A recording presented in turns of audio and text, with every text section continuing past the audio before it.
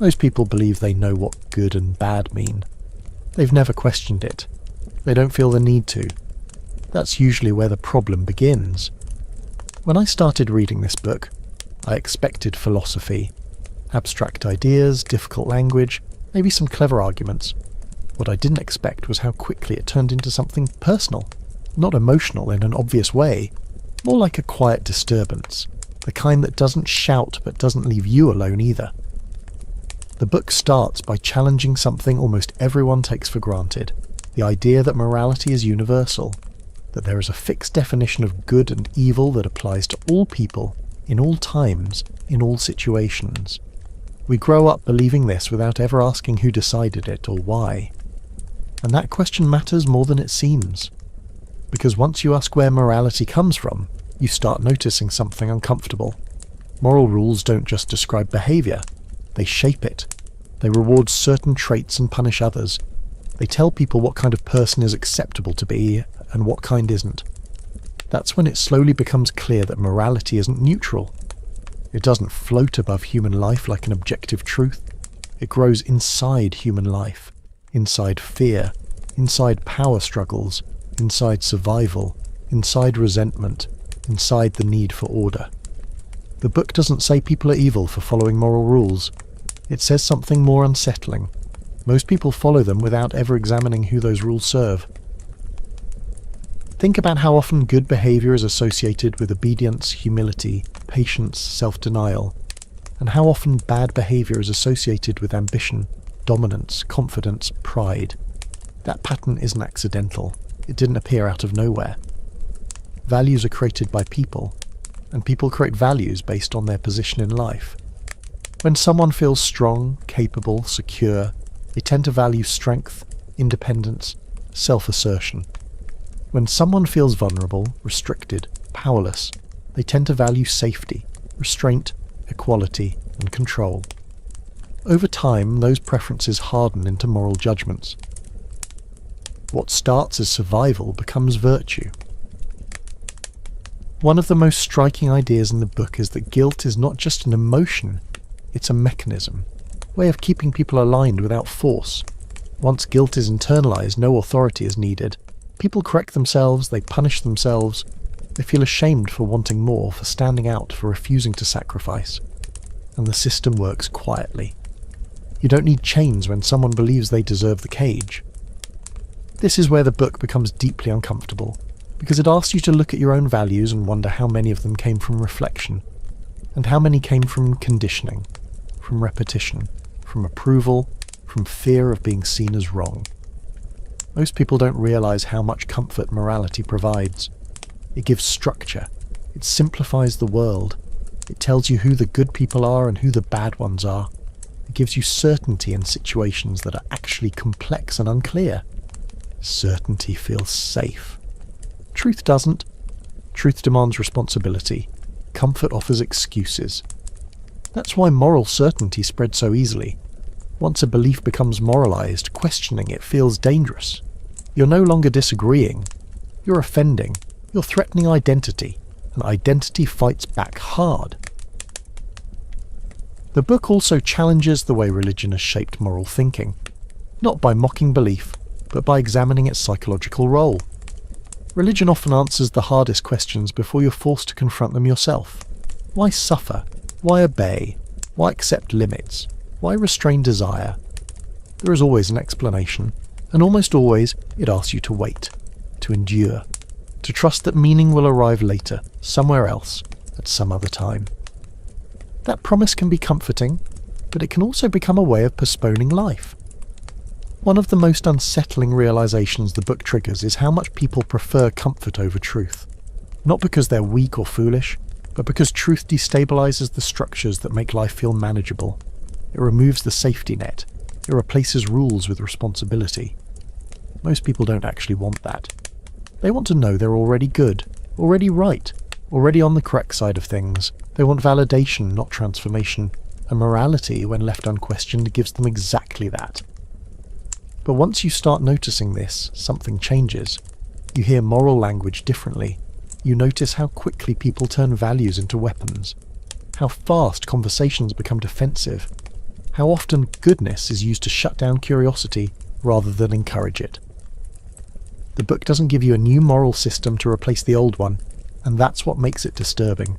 There's no list of rules to follow, no clear path laid out, just an insistence that if you're going to live honestly, you'll have to examine the values you inherited, and decide which ones actually serve life, growth, and strength, and which ones simply preserve comfort and control. That realization doesn't arrive all at once. It settles slowly, like a weight you weren't aware you were carrying, a sense that the world is more human, more psychological, more strategic than you were taught to believe. And once that awareness takes root, you begin to sense that morality might not be the final authority you thought it was, that it might be a story people tell themselves to feel safe, and that questioning it isn't about becoming cruel or chaotic, but about understanding how deeply your thinking has been shaped before you ever chose to think for yourself. Once you start seeing morality as something created rather than discovered, another layer slowly comes into focus. It's not just what people believe that matters, it's why they need to believe it so strongly. What surprised me while reading was how rarely people examine the emotional role their values play in their lives. Values aren't just ideas, they're stabilizers. They help people manage fear, uncertainty, and chaos. And when a belief helps someone feel grounded, questioning it feels like pulling away a support beam. That's why moral certainty is often louder than moral understanding. The book keeps returning to this uncomfortable observation. People don't cling to their values because they've tested them.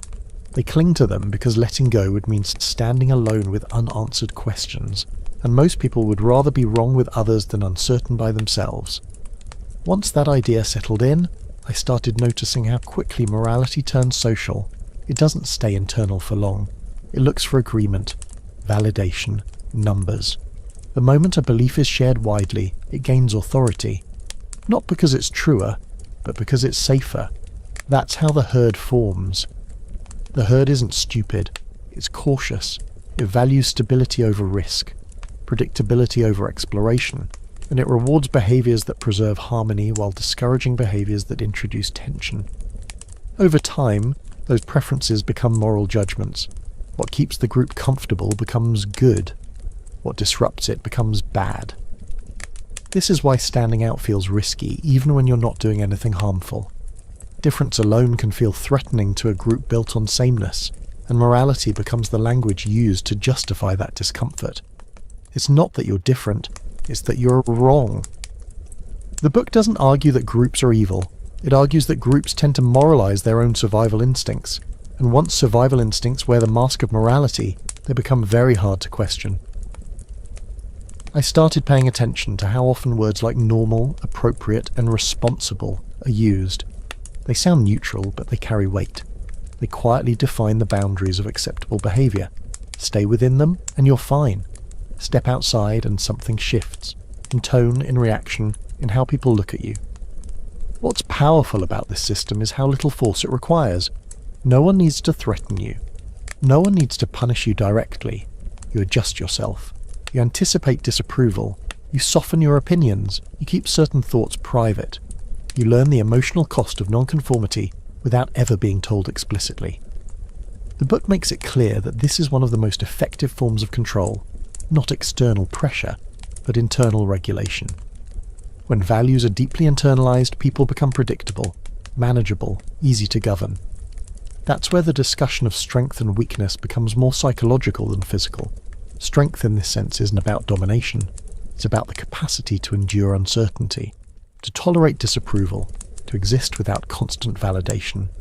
Weakness isn't about lack of ability, it's about dependence. Dependence on approval, on rules, on moral reassurance. One of the more unsettling ideas is how resentment can shape values without people realizing it. When someone feels blocked, unable to act, to compete, to express themselves, frustration doesn't always turn outward. Often it turns inward and reshapes perception. What they can't have becomes immoral. What they can't do becomes wrong. What others achieve becomes suspicious.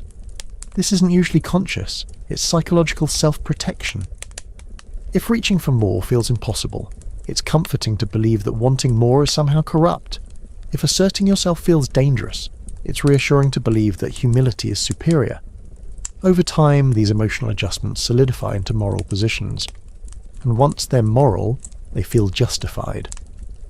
The book doesn't suggest that ambition is always good or restraint is always bad. It suggests that when values are born from fear or frustration rather than clarity, they quietly limit life. They narrow possibility. They reduce complexity into simple judgments. That's when morality stops being a guide and starts becoming a cage. What really stood out to me was how rarely people notice this process happening inside themselves. It's much easier to see moral bias in others, much harder to admit that your own values might be shaped by comfort rather than truth. Because truth, when you strip away guarantees, is demanding. It doesn't tell you what kind of person to be. It doesn't reward you with instant approval. It asks you to decide, and to live with the consequences of those decisions without hiding behind collective certainty. That's a heavy burden, and most people avoid it, not out of laziness, but out of exhaustion. Thinking deeply is tiring, standing alone is tiring, doubt is tiring. Morality, when inherited, offers rest. But rest has a cost. The more you rely on external values to define your worth, the less practiced you become at defining it yourself. Over time, that dependence feels normal, necessary, even virtuous, and questioning it starts to feel reckless, selfish, or dangerous. That's why the book doesn't try to tear morality down aggressively. It simply exposes how human it is, how emotional, how strategic, how shaped by history, power, and psychology rather than eternal truth. Once you see that, something subtle happens. Moral judgments lose some of their absolute authority. Not all at once, gradually. You start pausing before reacting. You notice when a belief feels more protective than illuminating. You become aware of how often rightness is used to avoid responsibility. And that awareness doesn't give you easy answers. It gives you something more unsettling. Choice. The choice to question values instead of inheriting them. The choice to tolerate discomfort instead of immediately reaching for certainty. The choice to accept that living honestly may require letting go of the safety that unquestioned morality provides.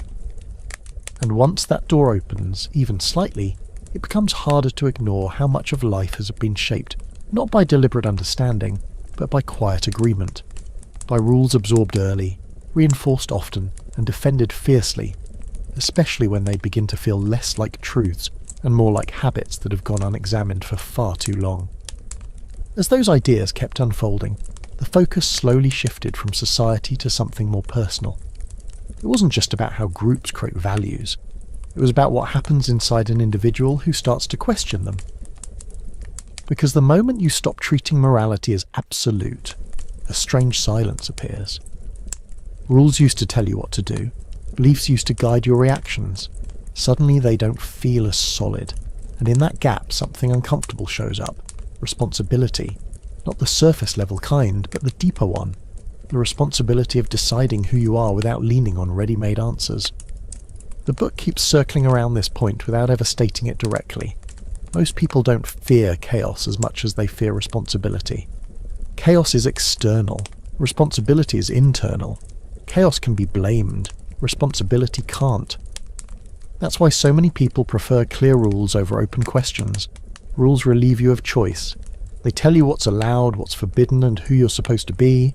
Choice, on the other hand, forces you to confront uncertainty, and uncertainty exposes you. I started noticing how often people say they want freedom, but what they actually want is permission. Permission to act without guilt. Permission to want without shame. Permission to exist without explaining themselves. True freedom, the kind that comes without guarantees, is much rarer and much heavier. The book suggests that when people are given freedom without structure, many of them don't feel liberated. They feel anxious, lost, overwhelmed. So they look for something to hold on to. Ideology, identity, moral certainty. Anything that tells them, this is who you are, this is how you should live. That's when obedience begins to feel comforting rather than restrictive. One of the most subtle insights in the book is how often people mistake obedience for virtue. Following rules feels safe. It feels respectable. It allows you to say, I did what I was supposed to do. And as long as you can say that, you don't have to examine whether those rules actually make sense for your life. This is where the idea of good conscience becomes interesting. People don't just want to act morally, they want to feel moral. That feeling matters more than the outcome. As long as your conscience feels clean, the deeper consequences of your actions rarely get questioned. And conscience itself is not neutral. It's shaped, trained, conditioned over time. What makes one person feel guilty might not bother another at all, yet each believes their reaction is self-evident, natural, unquestionable. The book quietly dismantles that assumption. It suggests that conscience is not a divine voice or a universal guide. It's a psychological result of repeated reinforcement: praise, punishment, approval, rejection. Over years, these experiences solidify into an inner judge, and once that judge lives inside you, you don't need external control anymore. That realization changes how you understand concepts like self-discipline and self-control. They're often praised as personal strengths, but the book asks whether they are always chosen, or whether they're sometimes inherited restraints disguised as virtue. Not all restraint is bad, not all discipline is oppressive, but when restraint exists without awareness, it quietly limits what feels possible. You stop questioning not because you've decided to stop, but because questioning itself starts to feel wrong. I noticed how often people justify their limitations using moral language. I shouldn't want that. That kind of ambition is selfish. That's not the right way to live. Sometimes those statements come from clarity, but often they come from fear. Fear of failing, fear of standing out, fear of being judged if they try and fall short. The book doesn't shame this fear, it exposes it. It suggests that many moral judgments are actually emotional defences. They protect people from confronting their own unrealised potential, because potential is uncomfortable. It raises questions, it creates pressure. It asks, what if you could do more than you're doing now? For some people, that question feels motivating. For others, it feels threatening, and morality becomes a way to quiet it. This is where the idea of self-creation starts to take shape. Not as something heroic or dramatic, but as something deeply unsettling. If values aren't fixed, if meanings aren't given, if identity isn't predetermined, then you're left with the task of shaping yourself. No script, no guarantee of approval. That task is heavier than it sounds. It means accepting that your life is not an argument you're trying to win, but a process you're responsible for. It means you can't hide behind "that's just how things are forever." At some point you have to decide what you stand for, and why. Most people postpone that moment as long as they can. They fill their lives with noise, with routines, with obligations, with borrowed opinions, anything that keeps the deeper questions at a distance. Not because they're lazy, but because those questions don't come with comforting answers. The book doesn't offer solutions here. It doesn't tell you how to live. It doesn't give you a checklist for self-creation. Instead, it makes one thing clear. If you never question the values guiding your life, you're not really choosing, you're complying. And compliance, when mistaken for morality, becomes invisible. That's what makes this realization so quiet and so powerful. There's no dramatic collapse, no sudden awakening, just a growing awareness that much of what you thought was right might actually be familiar. That many of the rules you live by may have been accepted long before you understood them. And that stepping outside those rules doesn't immediately make you free, but it does force you to confront something most people spend their lives avoiding. The uncomfortable, inescapable fact that meaning isn't waiting to be found somewhere else. It has to be created, slowly, deliberately, and without the comfort of knowing for sure that you'll be understood while you're doing it. As the idea of self-creation started to settle, another question naturally followed, one that the book keeps returning to in different forms. If values are created, not discovered, then who gets to create them? And more importantly, who has historically been allowed to? This is where the discussion quietly turns toward power. Not the obvious kind, but the subtle kind that shapes meaning itself. The book suggests that values don't appear in a vacuum. They emerge from lived conditions, from struggle, from hierarchy, from who has the ability to act and who doesn't. Over time, the perspectives of those who lack power tend to shape morality in very specific ways, often without realizing it. Not out of malice, out of necessity. When people feel constrained, blocked, or unable to express their instincts freely, they adapt psychologically. They learn to reinterpret their limitations in ways that protect their self-respect. Instead of seeing restriction as a disadvantage, they transform it into virtue. Instead of admitting powerlessness, they moralize it. This is where the concept of resentment becomes important, not as anger, but as a slow emotional pressure that reshapes values from the inside. Resentment doesn't usually announce itself. It doesn't say, "I'm bitter." It says, "This way is better." It says, "That kind of life is wrong anyway." It quietly turns inability into principle. If you can't compete, competition becomes immoral. If you can't dominate, dominance becomes evil. If you can't assert yourself, assertiveness becomes selfish. This isn't a conscious strategy. It's psychological survival. The book doesn't accuse people of lying to themselves. It suggests something more subtle. People often believe their moral judgments, even when those judgments are shaped by frustration or fear. Over time, these beliefs become sincere, convincing, deeply felt. And once they're moralized, they gain power. Because moral judgments don't just describe the world, they evaluate it. They tell you who deserves respect and who doesn't, who should feel proud and who should feel ashamed. And shame, once internalized, is incredibly effective. That's why the book spends so much time examining guilt. Guilt isn't just about wrongdoing, it's about desire, about impulse, about wanting things that your values say you shouldn't want. And when guilt becomes automatic, people don't need to be controlled from the outside. They regulate themselves. You begin to feel guilty not for what you do, but for who you are. I started noticing how often moral language targets inner states rather than actions. Thoughts, feelings, intentions, wanting too much, wanting differently, wanting at all. This shifts morality from behaviour into identity. It's no longer about what you did, it's about what kind of person you are. That move is powerful, because once morality reaches identity, questioning it feels like self-betrayal. The book doesn't deny that restraint can be valuable.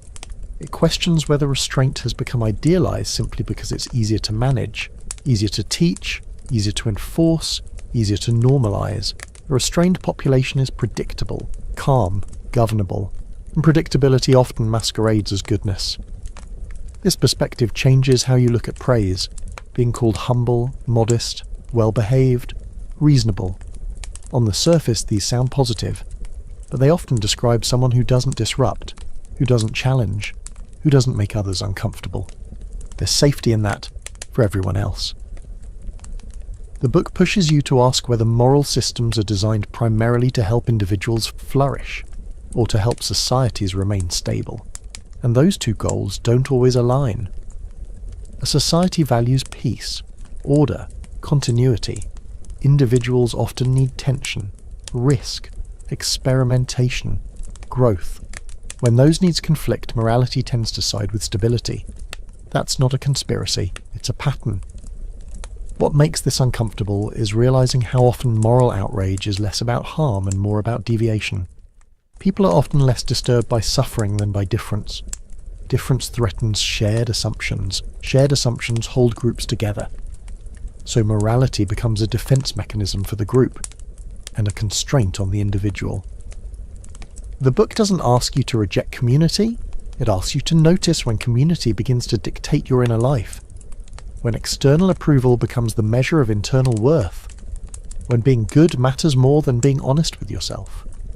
This is where the tension sharpens, because once you see how values are shaped by fear, resentment, and the need for control, you're left with a difficult task, separating what genuinely supports life from what merely preserves comfort. That task has no shortcuts. You can't outsource it to tradition. You can't delegate it to authority. You can't resolve it through consensus. It requires awareness, and awareness comes with loneliness. The book makes it clear, not everyone is meant to question their values deeply, not because they are incapable, but because the cost is high. Questioning removes certainty, it dissolves familiar boundaries, it exposes you to judgment. Most people instinctively avoid that.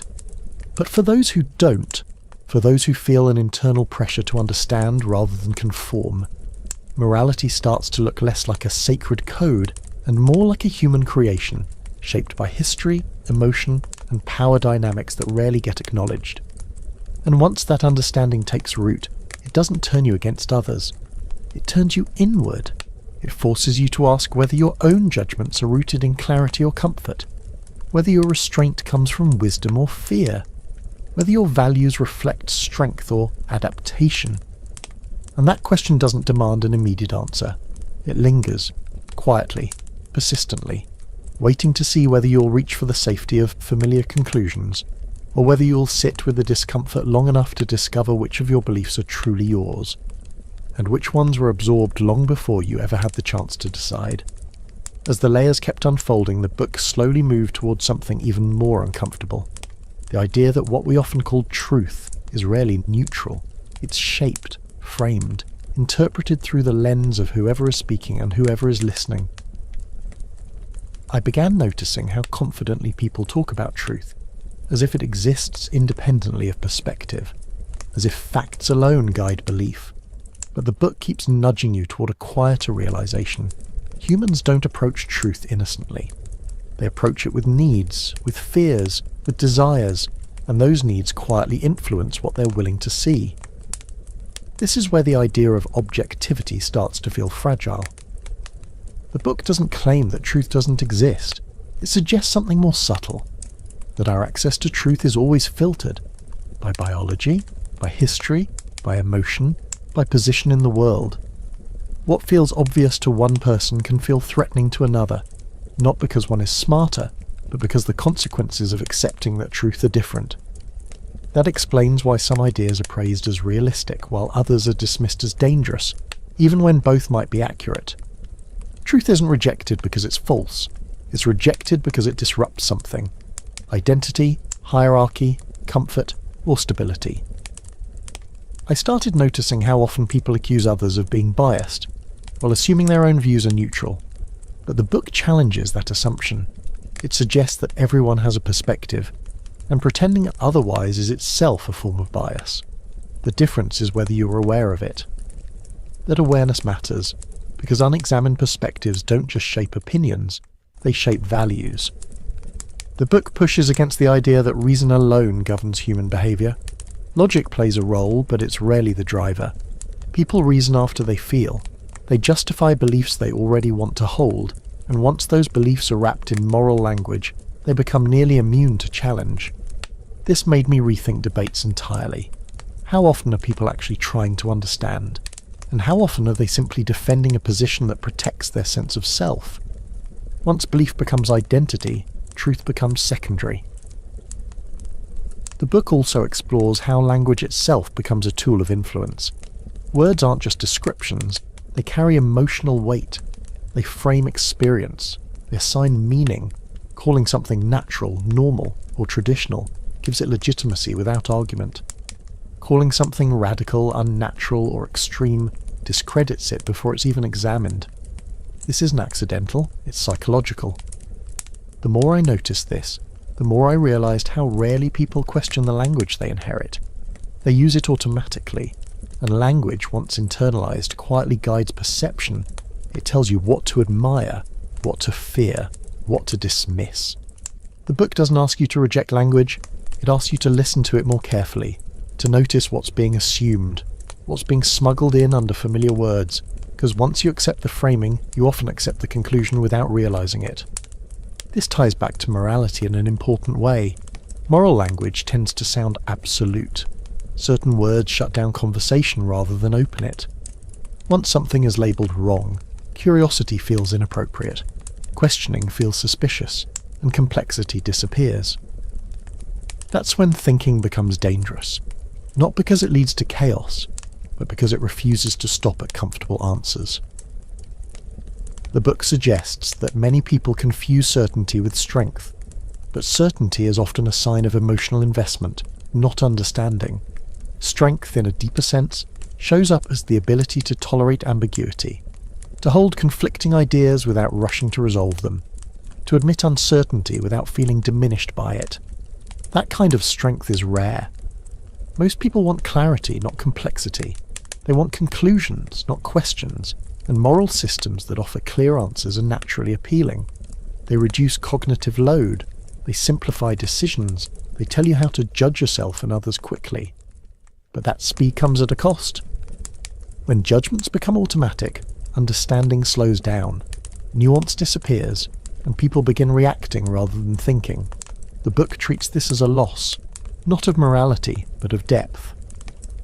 What struck me most was the idea that intellectual honesty often requires emotional courage. You have to be willing to sit with ideas that unsettle you, to question beliefs that make you feel secure, to admit that some of your convictions might be more about comfort than truth. That's not an easy process. It doesn't feel empowering at first, it feels destabilizing, like standing on ground that's shifting beneath you. But the book suggests that this instability is part of growth. Not something to avoid, but something to endure. Because without it, thinking becomes repetitive, predictable, safe. The book doesn't offer a final truth to replace the old ones.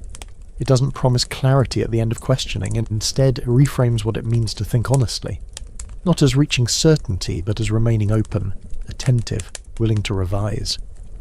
And that redefinition changes how you see disagreement. It's no longer a threat, it becomes information. A signal that different perspectives exist, shaped by different experiences and needs. Understanding doesn't require agreement, it requires awareness. This is where the narrative begins to turn inward again. Because once you accept that truth is filtered through perspective, you're forced to examine your own, to ask what your beliefs protect, what they cost, and what they allow you to avoid. That examination doesn't produce neat answers, it produces tension, a quiet pressure to be more careful with certainty, more curious about disagreement, more honest about why certain ideas appeal to you and why others don't.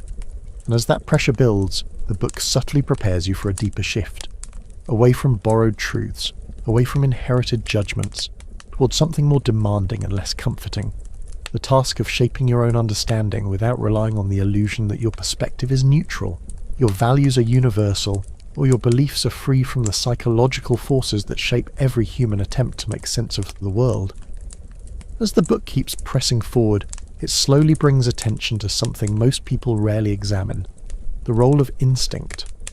Not instinct as impulse or impulse as chaos, but instinct as a deeper intelligence that existed long before rules, explanations, or moral systems were put in place. What struck me was how often instinct is treated with suspicion. We're taught to control it, restrain it, override it. Desire becomes something to manage. Anger becomes something to suppress.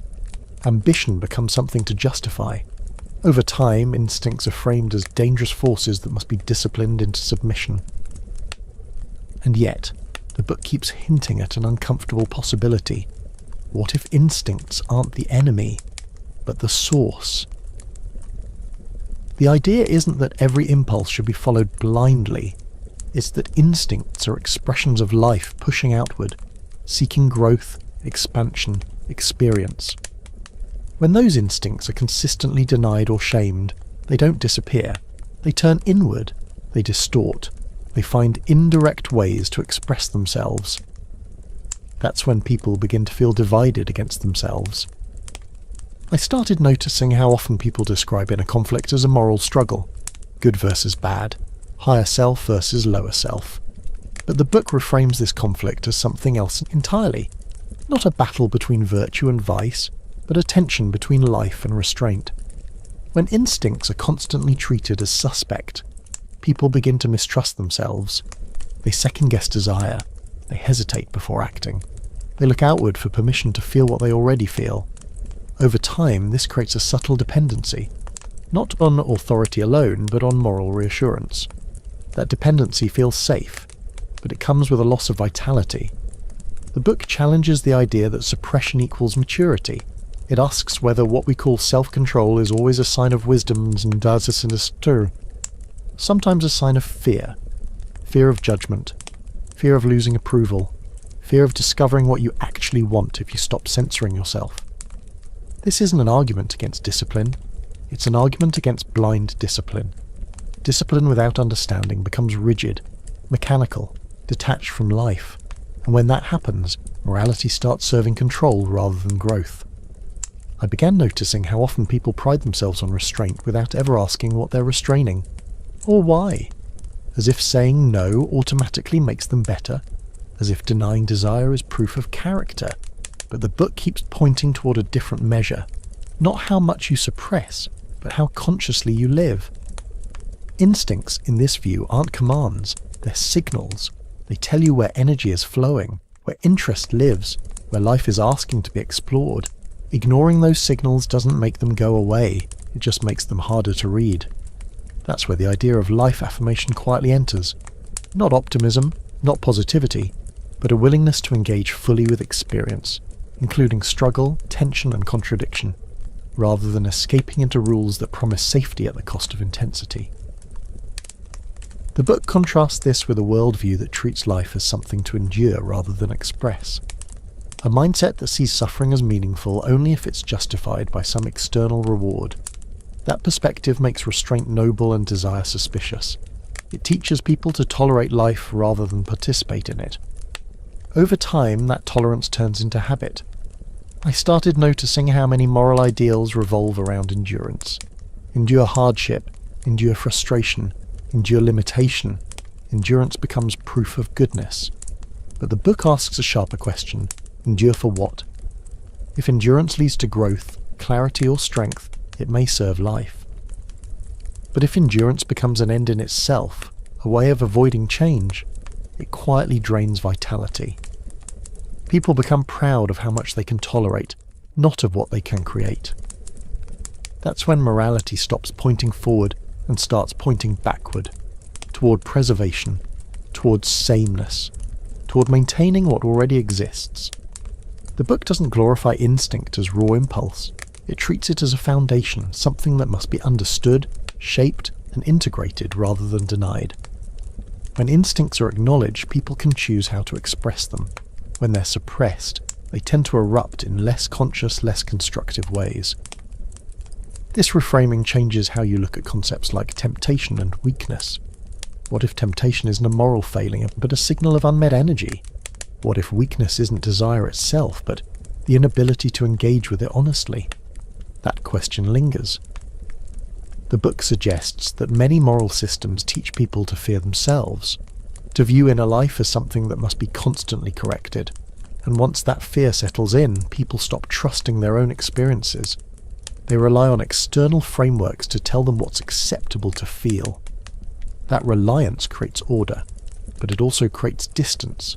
Distance from instinct, from desire, from the raw material of life. What began to emerge for me was a sense that the book isn't trying to tear anything down violently. It's trying to reorient attention, away from inherited judgments, away from automatic restraint, toward a deeper awareness of what drives us beneath moral language. Because once you understand those drives, you're no longer ruled by them, but you're also no longer at war with them. That balance is difficult. It doesn't offer the comfort of strict rules or clear prohibitions. It requires attentiveness, reflection, responsibility, and that's precisely why it's rare. Most people prefer systems that decide for them, systems that reduce inner complexity into simple labels, but the book keeps returning to the same quiet insistence. Life is complex, and pretending otherwise comes at a cost. As this idea settles, it prepares the ground for something even more challenging. The suggestion that denying instinct doesn't make people moral. It often makes them resentful, and resentment, when left unexamined, doesn't disappear. It reshapes values, it hardens judgments, it seeks expression. That's when morality begins to carry a different tone, less about care, more about condemnation, less about understanding, more about control. And once you begin to sense that shift, you can't help but notice how often moral certainty is fueled not by clarity, but by suppressed energy looking for release. How often judgment masks frustration, and how frequently the loudest moral voices are not the most grounded, but the most internally divided, struggling against instincts they were never taught to understand, only to silence. As that connection between suppressed instinct and resentment became clearer, the book began to reveal something even more unsettling. How resentment doesn't just stay personal. It slowly transforms into a moral worldview. Resentment in this sense, isn't loud anger.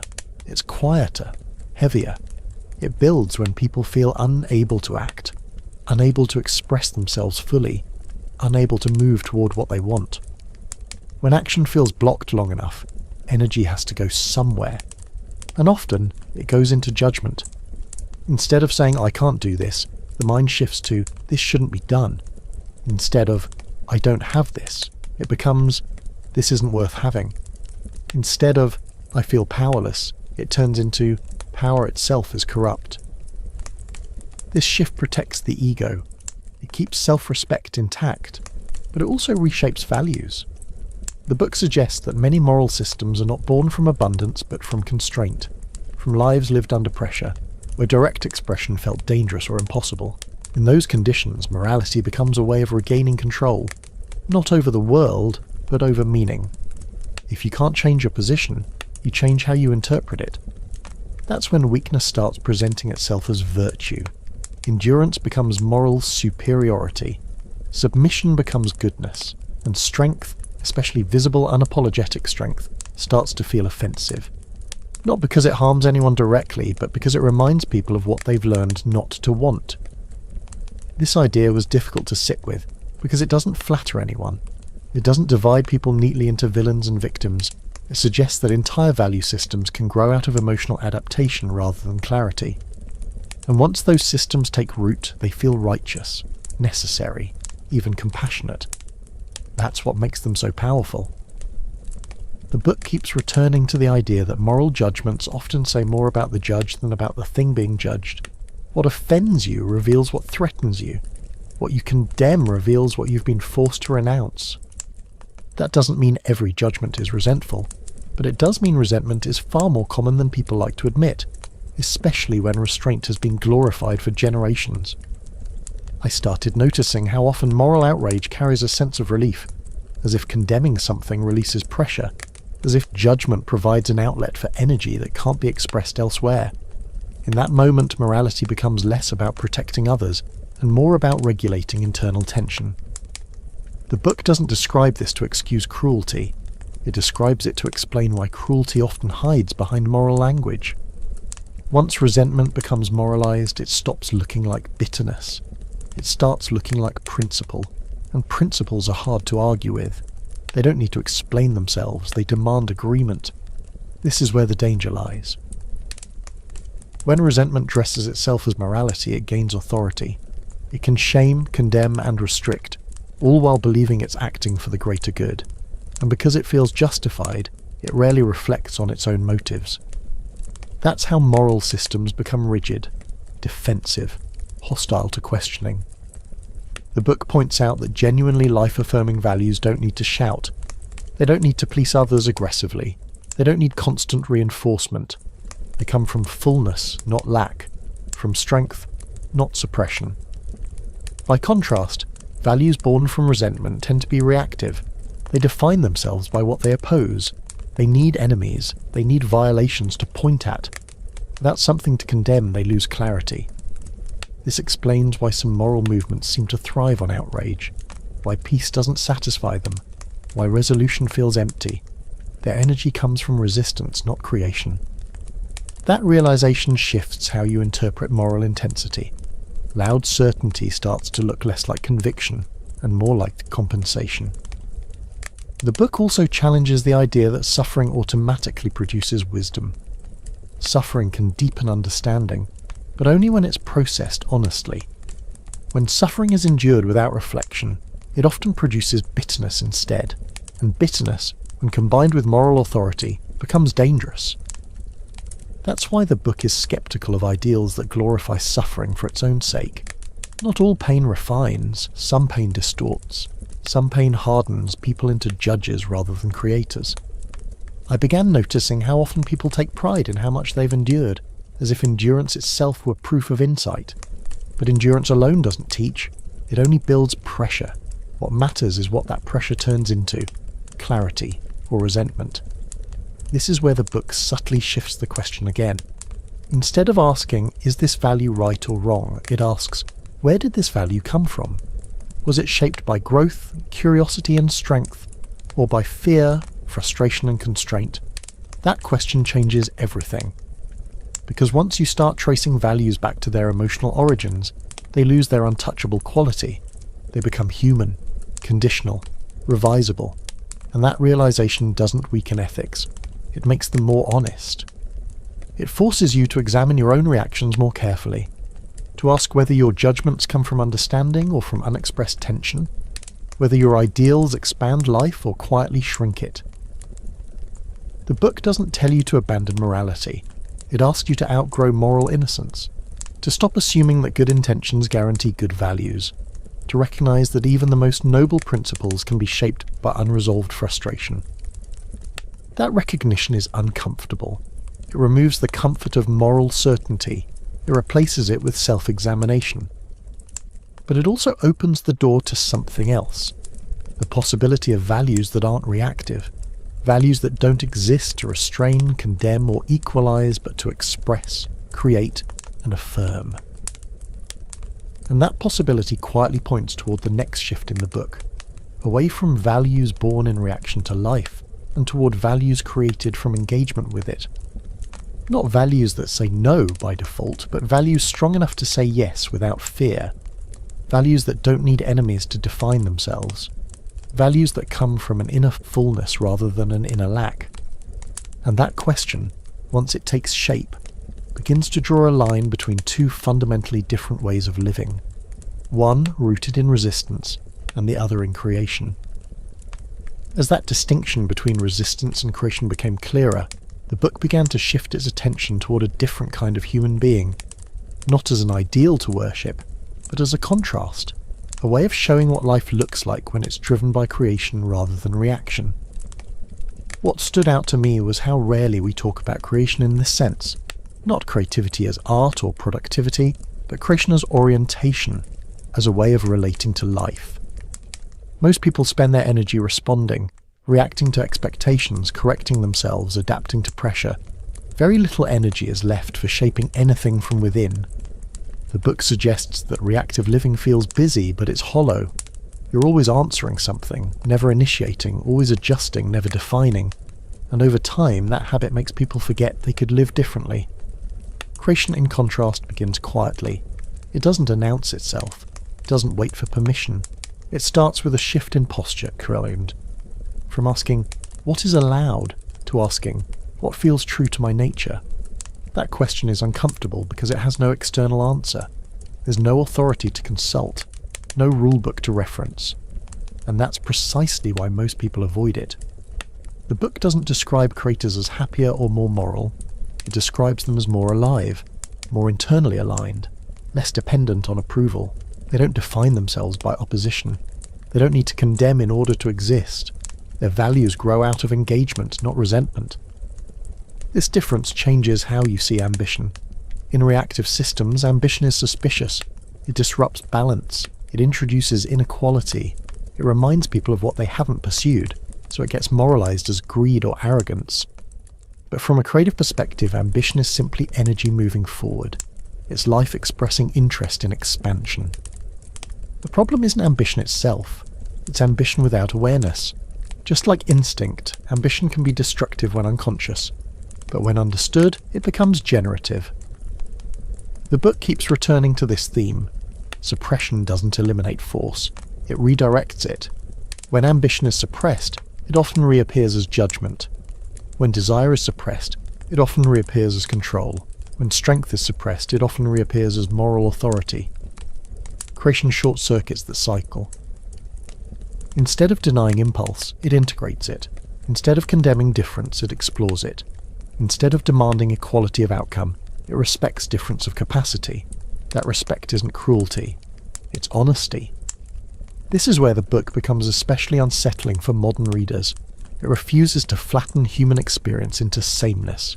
It suggests that people are different, not just in preference, but in drive, tolerance, intensity, and capacity. And pretending otherwise doesn't make society fairer, it makes it less honest. The book doesn't argue that some people deserve more dignity than others. It argues that dignity doesn't come from equality of ability. It comes from authenticities of expression. Forcing everyone into the same moral mold doesn't elevate the weak. It limits the strong and breeds quiet resentment on both sides. That idea is easy to misunderstand. It's often read as elitism, but the book isn't praising domination. It's criticizing denial. Denial of difference, denial of instinct, denial of life's unevenness. I started noticing how often people say they want equality, when what they really want is reassurance. Reassurance that they won't be left behind, that they won't be judged by standards they didn't choose, that they won't have to confront uncomfortable comparisons. Those fears are human, but when they harden into values, they can quietly turn against growth. Creation, as the book frames it, isn't about stepping on others. It's about stepping forward without asking permission from fear. It's about taking responsibility for your own shape rather than demanding the world be reshaped to accommodate your avoidance. That responsibility is heavy. It means you can't hide behind collective values when you fail. You can't blame the system when you don't act. You can't claim moral purity as a substitute for effort. Most people don't want that burden. They prefer moral narratives that explain their position without demanding transformation. Narratives that turn limitations into virtues. Narratives that reward endurance without asking whether endurance is leading anywhere. The book quietly refuses those narratives. It doesn't shame people for choosing safety. It simply shows the cost. Safety trades intensity for predictability. It trades depth for stability. And over time, that trade-off dulls experience. Life becomes manageable, but smaller. Creation, on the other hand, increases risk. It invites failure. It exposes you to judgment. But it also deepens engagement. It gives shape to energy rather than suppressing it. That's why creators are often misunderstood. From the outside, they can look selfish, excessive, or reckless. But from the inside, they're often responding to a pressure that can't be relieved through compliance. A pressure to express something real. The book suggests that societies often rely on creators while morally distrusting them. They benefit from innovation, change, and disruption, but they condemn the traits that produce those outcomes. Strength is useful, but uncomfortable. Independence is admired, but only in hindsight. That contradiction explains a lot. It explains why creative individuals are celebrated after they're gone but resisted while they're alive. Why deviation is condemned until it becomes normalized. Why morality lags behind life rather than leading it. As this realization settles, the book prepares you for its most demanding shift yet. The idea that creating values isn't about choosing what feels good or what benefits you personally. It's about aligning your values with life itself, with growth, challenge, tension, and transformation. That alignment doesn't come with comfort. It comes with friction. It asks you to give up the security of being right in exchange for the honesty of being real. And that trade-off forces a question most people avoid asking: whether they want a life that feels morally approved, or a life that feels fully lived, even if that means carrying the weight of misunderstanding, criticism, and solitude that often follows those who stop reacting to the world as it is and begin shaping themselves according to something deeper than inherited rules. As the idea of creation settled more deeply, the book began to circle around a truth that feels uncomfortable precisely because it's quiet. Creating your own values doesn't make life easier, it makes it heavier. Most people imagine freedom as relief. Fewer rules, fewer limits, less pressure. But the book keeps pushing in the opposite direction. Freedom, in this sense, is not lightness, it's weight. Because once you stop borrowing values, there's no one left to blame for how you live. That realization changes everything. When you inherit rules, failure feels external. You didn't break them perfectly. You didn't live up to expectations. You tried. But when you create your own values, failure becomes personal. There's no authority to disappoint except yourself. No system to hide behind. No moral script to explain why you stayed small. That's why so many people retreat back into ready-made meanings. Not because they're false, but because they're forgiving. They absorb responsibility. They soften the consequences of inaction. The book suggests that most people don't actually want freedom. They want relief from guilt without accepting responsibility. They want to feel justified without having to transform. And morality, when inherited, offers exactly that. Creation offers no such comfort. Creating values means accepting that your life is an experiment, that some choices will be wrong, that some instincts will mislead you, that growth involves error. There's no final version of yourself to reach and lower, only continual adjustment. That's exhausting for anyone who craves certainty. The book contrasts this with a life built around obedience. Obedience simplifies decision-making. It reduces inner conflict. It allows you to measure yourself against external standards. You know where you stand, you know what's expected, and that clarity feels calming. But it also narrows possibility. I started noticing how often people equate responsibility with burden, as something to avoid rather than something that gives shape to life. But the book reframes responsibility as orientation. It gives direction to energy. Without it, desire scatters. With it, desire becomes purpose. That reframing shifts how you understand meaning itself. Meaning isn't discovered. It's created through sustained engagement, through choosing what matters and committing to it. Not because it's guaranteed to work, but because it resonates deeply enough to be worth the risk. Most people wait for meaning to arrive fully formed. The book suggests that waiting is the mistake. Meaning grows in proportion to responsibility. The more responsibility you're willing to carry, the deeper meaning you're capable of creating. That idea runs against everything comfort-oriented systems teach. Comfort systems reward compliance. They reward fitting in. They reward predictability. Responsibility, when it threatens stability, is discouraged. Risk is moralized as recklessness. Failure is moralized as irresponsibility, and ambition is treated with suspicion. The book isn't arguing against care or consideration. It's arguing against fear disguised as virtue. What really stayed with me was the idea that many people use morality to protect themselves from disappointment. If you never try, you never fail.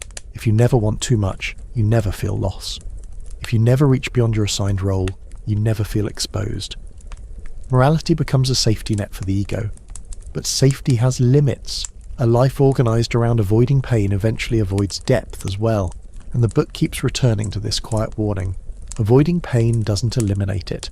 It just transforms it into something duller and more persistent. A sense of stagnation, of unused potential, of energy turned inward. That kind of pain doesn't scream. It hums.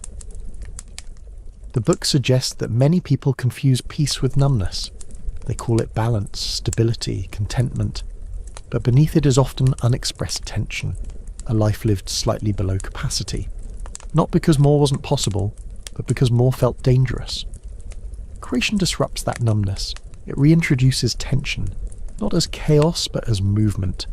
Growth requires friction, and friction feels uncomfortable at first. That's why creators are often misunderstood as restless or dissatisfied. But dissatisfaction in this context isn't ingratitude, it's sensitivity, an awareness that something within is asking to be developed rather than suppressed. The book doesn't promise happiness as a reward for this path. It doesn't romanticize struggle. It simply suggests that a life aligned with growth feels more honest than a life organized around avoidance. Honesty, in this sense, isn't about telling the truth to others. It's about not lying to yourself about what you want, what you fear, and what you're capable of. That honesty forces you to confront trade-offs most people prefer to ignore. You can't have depth without discomfort. You can't have freedom without responsibility. You can't create values without risking being wrong. Those trade-offs don't disappear with time. They define the shape of your life. The book makes it clear that not everyone needs to walk this path. Many people are content within inherited structures. They find meaning in belonging, continuity, and shared values. There's nothing inherently wrong with that. But for those who feel a persistent unease, a sense that the rules don't quite fit, that the explanations feel thin, that life could be lived more intensely, the book acts like a mirror. It doesn't give instructions, it reflects a possibility. A possibility that living fully might require giving up the comfort of moral certainty. That responsibility might feel heavier than obedience, but also more grounding. That creating values doesn't make you superior, it makes you accountable. And that accountability, once accepted, changes how you experience everything. Success feels earned, failure feels instructive, choices feel real. As this understanding deepens, the book prepares for an even more demanding idea, that self-creation isn't a one-time act, it's a continuous process, a constant testing and reshaping of values in response to life itself. There's no arrival point, no final justification, only movement. And once you sense that, you begin to see how many people are exhausted not because life is too demanding, but because they're carrying values that no longer fit them, values inherited for safety, maintained for approval, and defended out of habit.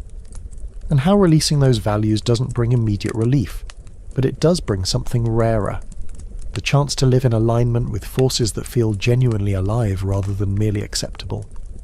As the idea of constant self-creation settled in, the book slowly introduced a figure that's often misunderstood, not as a superhero, not as a ruler over others, but as a symbol of a different relationship with life itself. What struck me was how easily this idea gets distorted.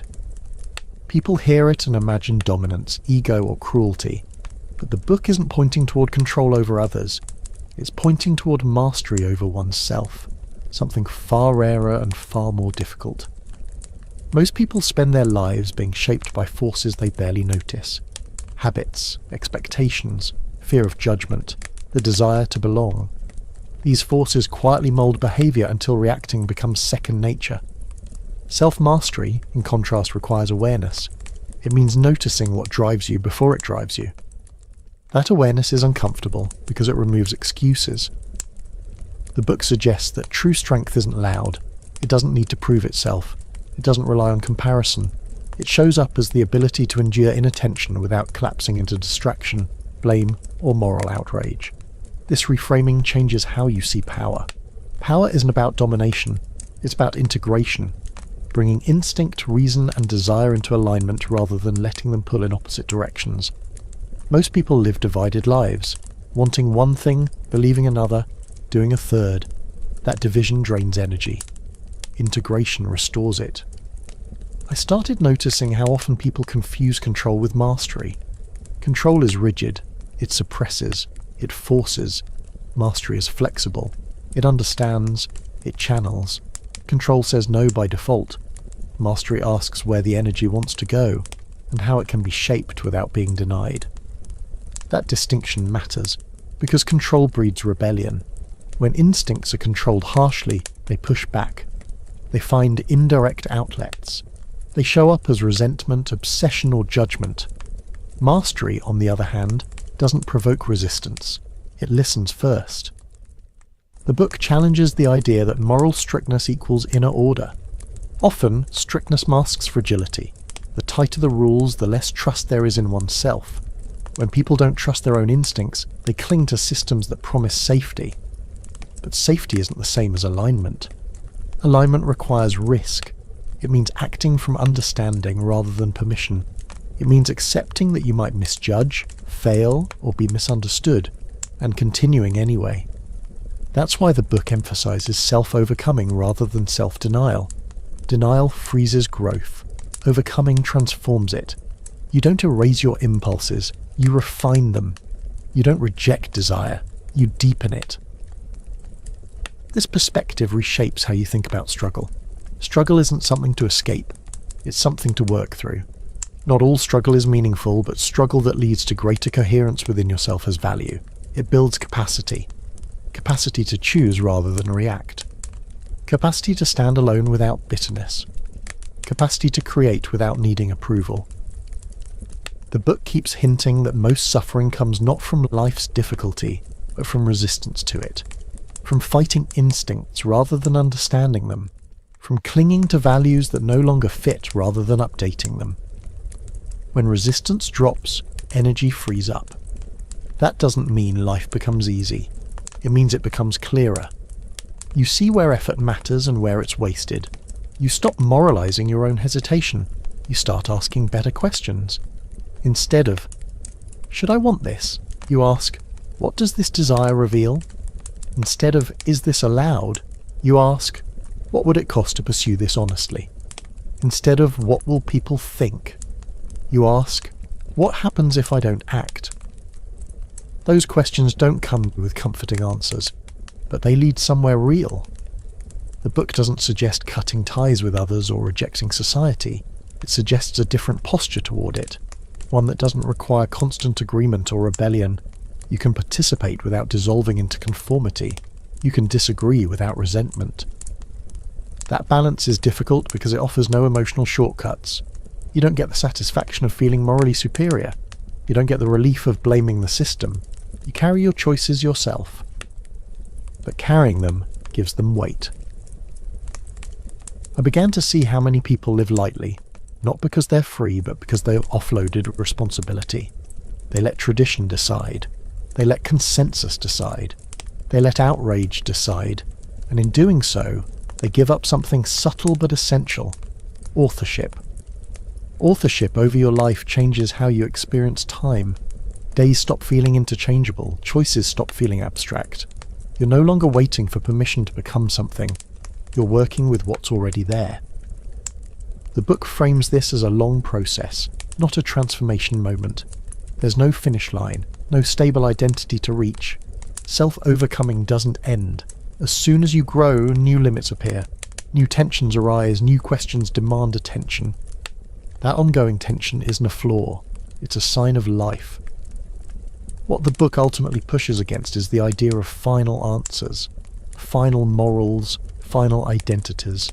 Anything final tends to harden, and hardened systems break under pressure. Living, by contrast, requires flexibility, responsiveness, a willingness to revise yourself as conditions change. This is why the book can feel unsettling. It doesn't let you rest in conclusions. Just as you think you understand it, it shifts the angle. It reminds you that understanding itself is provisional, shaped by where you stand now, not where you'll stand next. And that reminder does something subtle. It loosens the grip of certainty. It replaces the need to be right with the capacity to adapt. It invites you to treat life not as a problem to be solved, but as a force to be engaged with intelligently. As that invitation takes shape, the book prepares you for its most demanding implication yet, that living this way doesn't just change how you think, it changes how you relate to time, failure, success, and even suffering. Because once you stop measuring life against borrowed standards, you begin measuring it against something far less forgiving and far more honest, the extent to which you are actually becoming what your own nature makes possible, rather than what the world quietly trained you to accept. As that idea settled, that life isn't something to be solved but something to be engaged, the book slowly turned toward time. Not clocks or calendars, but how people experience time when they're living reactively versus creatively. Most people experience time as something that happens to them. Days pass, weeks blur together. Life feels like a sequence of obligations and recoveries. You get through things, you wait for breaks, you look forward to moments when pressure eases. The book suggests this isn't accidental. When your values come from outside you, time loses texture. Each day is measured by how well you complied, how little trouble you caused, how smoothly you fit in. There's motion, but little direction. Creative living changes that relationship. When you begin shaping values from within, time stops feeling neutral. Choices start to matter more. Not because they're dramatic, but because they're intentional. You're no longer just filling hours, you're investing them. An investment brings risk. You can waste time, you can misjudge, you can commit to things that don't pay off. But that risk also makes time feel real. The book challenges the idea that stability is the highest good. Stability makes time predictable, but it also flattens it. Without tension, days become interchangeable. Without challenge, growth slows. And without growth, time feels repetitive rather than meaningful. That's why so many people feel exhausted, even when their lives are relatively comfortable. It's not the workload, it's the lack of engagement. Energy drains when effort isn't connected to something that feels internally chosen. The book keeps returning to this idea. Meaning isn't found by avoiding difficulty, it's created by confronting it willingly. Difficulty becomes meaningful when it's tied to something you've chosen to care about, not something imposed by expectation or fear. This reframes how you see suffering. Suffering isn't noble by default. It's only meaningful when it's connected to growth, learning, or transformation. Suffering endured for the sake of obedience or approval doesn't deepen life. It narrows it. It trains endurance without direction. I started noticing how often people wear suffering as proof of virtue, as if pain alone earns meaning. But the book is skeptical of that idea. Pain can just as easily harden people. It can make them smaller, not deeper. What matters isn't how much you endure, it's what endurance leads to. This is where the idea of affirmation quietly enters again. Affirmation doesn't mean enjoying pain. It means not resenting life for its difficulty. It means engaging with reality as it is, rather than wishing it were easier or fairer. That shift matters, because resentment toward life drains energy. It keeps you focused on what shouldn't be instead of what could be shaped. Over time, resentment turns into fatigue, not physical, but existential, a sense that effort isn't worth it. The book treats that fatigue as a warning sign, not that life is meaningless, but that values are misaligned, that energy is being spent in directions that don't lead anywhere, that time is being consumed rather than used. Creative values realign time with effort. They don't remove struggle, they give it context. That context changes how failure feels. When your goals come from inherited standards, failure feels humiliating. You didn't meet expectations. You fell short of what you were supposed to be.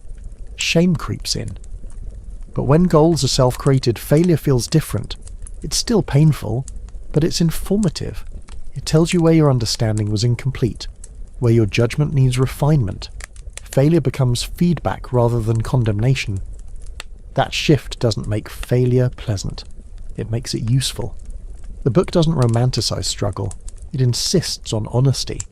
If something drains you consistently without deepening you, it's worth questioning. Even if it's socially approved, even if it looks respectable, even if it earns praise. That idea is quietly radical. It suggests that a life that looks successful from the outside can still be misaligned, and a life that looks unconventional can still be deeply grounded. Appearances matter far less than coherence, the alignment between what you value, what you do, and how you experience time. Coherence doesn't arrive automatically. It requires revision, letting go of values that no longer fit, updating priorities as you change, accepting that what mattered at one stage of life might not matter at another. Most people resist this because it threatens identity. If you've defined yourself by certain values for long enough, letting go feels like erasing part of yourself. But the book suggests the opposite. Refusing to revise values erases growth. Growth requires flexibility. That flexibility extends to how you relate to success as well. Success, when measured by external standards, can feel strangely empty. You achieve what you were supposed to want, and then wonder why satisfaction fades so quickly. The book frames this not as ingratitude, but as misalignment. You climbed the wrong mountain, not because it was bad, but because it wasn't yours. Creative living doesn't guarantee satisfaction, it guarantees relevance. Your efforts connect to something that feels real to you, even when they're difficult, even when results are uncertain. That relevance makes time feel alive. I began to see how many people are waiting for life to begin once conditions improve, once they're secure enough, once approval is guaranteed, once uncertainty disappears. But the book quietly dismantles that waiting. It suggests that waiting for safety often becomes a way of avoiding engagement. Life doesn't start when risk ends, it starts when you decide what's worth risking for. That decision doesn't come with fireworks, it comes with discomfort, with doubt, with moments of hesitation. But it also comes with clarity, not about outcomes, but about direction. As this understanding deepens, the book prepares for another demanding shift, away from reacting to the past and toward relating differently to what has already happened. Because how you interpret your past shapes how you approach the future.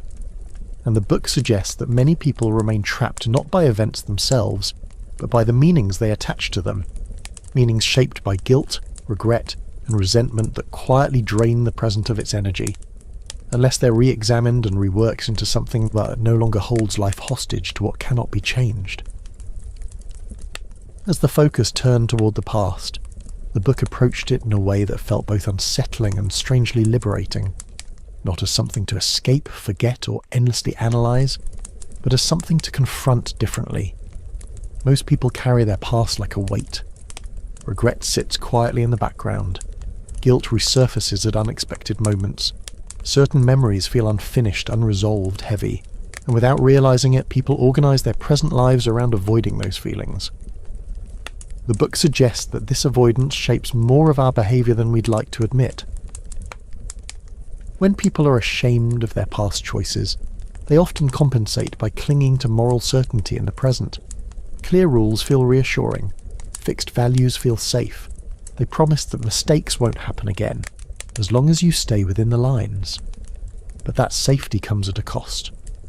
The book doesn't treat regret as a moral failing, it treats it as a signal, a sign that life was lived reactively rather than consciously, that something happened without being fully owned, and ownership once missed doesn't disappear, it waits. What struck me was how strongly the book pushes against the idea of wishing the past were different. Not because the past was good, but because wishing doesn't change anything. Worse, it divides you from your own life. It turns your history into an enemy rather than a foundation. The book proposes a far more demanding relationship with the past, acceptance without resentment. Not acceptance as approval, acceptance as acknowledgement. This happened. This was chosen. This shaped me. And instead of asking how it could have been avoided, the question becomes how it can be integrated. That shift is difficult because resentment feels justified. It gives you someone to blame. Yourself, others, circumstances. Letting go of resentment doesn't mean denying harm. It means refusing to let harm define the rest of your life.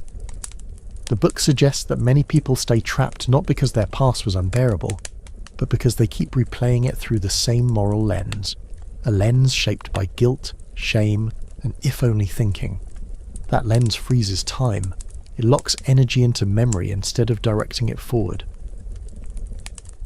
What really unsettled me was the idea that clinging to regret can become a form of self-punishment, a way of proving moral seriousness without actually changing anything. As long as you feel bad enough, you don't have to act differently. Suffering becomes a substitute for transformation. The book quietly rejects that trade. It suggests that the only honest relationship with the past is one that turns it into fuel. Not inspiration in a shallow sense, but pressure. Pressure to live differently now, to act with more awareness, to choose deliberately rather than reactively. That pressure doesn't feel comforting. It feels demanding. Because once you accept the past fully, excuses disappear. You can't say, "I didn't know." You can't say, "It wasn't my fault." At least not in a way that frees you from responsibility. But responsibility in this context isn't punishment. It's continuity. It means your life makes sense as a whole rather than breaking into disconnected chapters. This reframing changes how you see mistakes. Mistakes aren't stains to hide, they're data.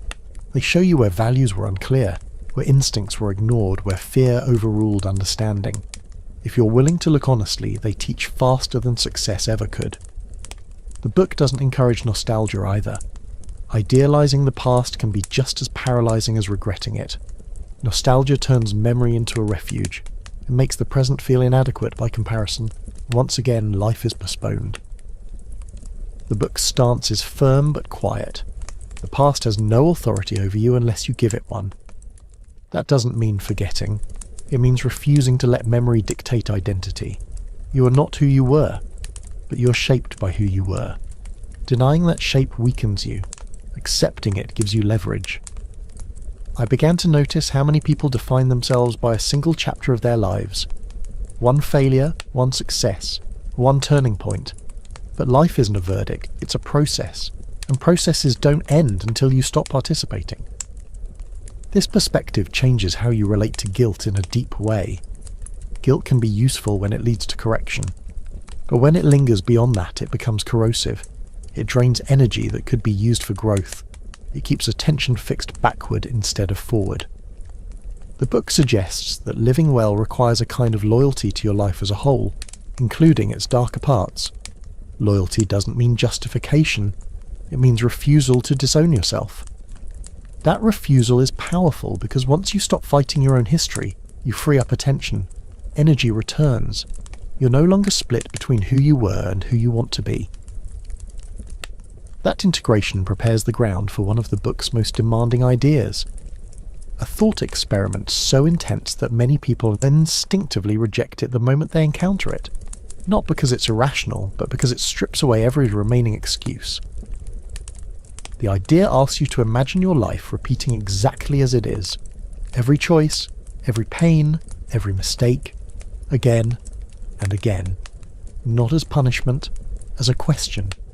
If this were to happen, would you curse your life or affirm it?